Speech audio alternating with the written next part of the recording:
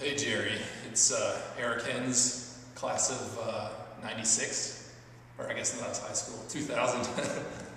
I got the call out from Angelo to do, that he was taking video logs, giving you well wishes and sending you some strength from our end. I don't think you realize, or maybe you do, how many people's lives you touched and how much influence you had. I can remember first going to Sheridan, being in art fundamentals. I wasn't even good enough to get into animation the first year. And while I was in art fundamentals, I would go over to the animation department and look in the hallways, see what was up on those walls. I'd go there almost every day to see if they posted anything new, because all the stuff in there was so inspiring.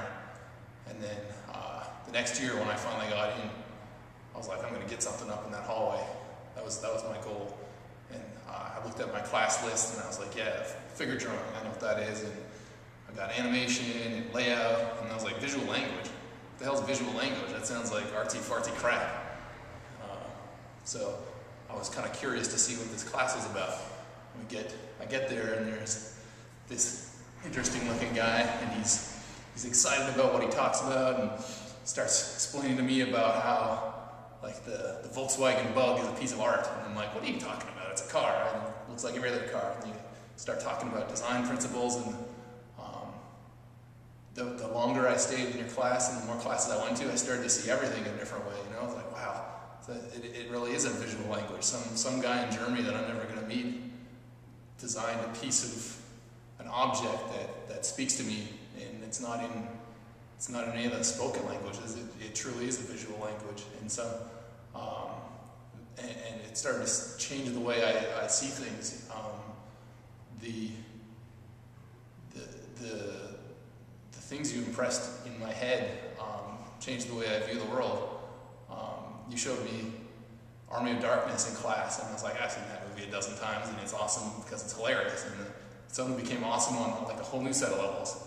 I remember watching 2001 in high school and falling asleep halfway through, and then having taken your class, I could watch it and be enthralled through the whole thing 2 times in a row even.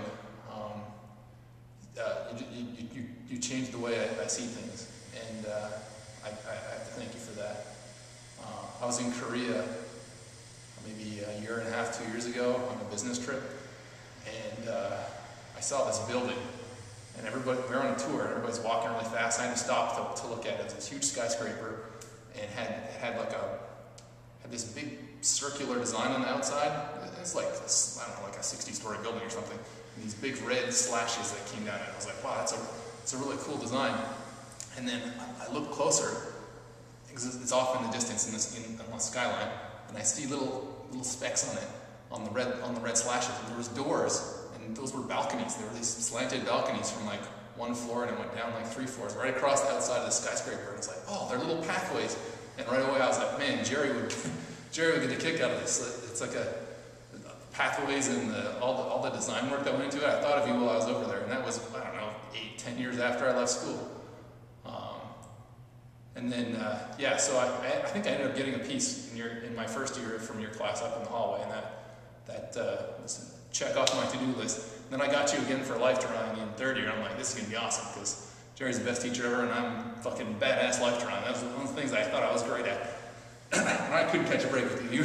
You didn't like my life drawings very much at all. Every time you came by, you'd grab my chalk, take it away, and draw all over my stuff, to the point where I'd get with Andy Cotton, who I work with now. I work with Mike Higgins too. All 3 of us work down in Aliso Viejo in Southern California.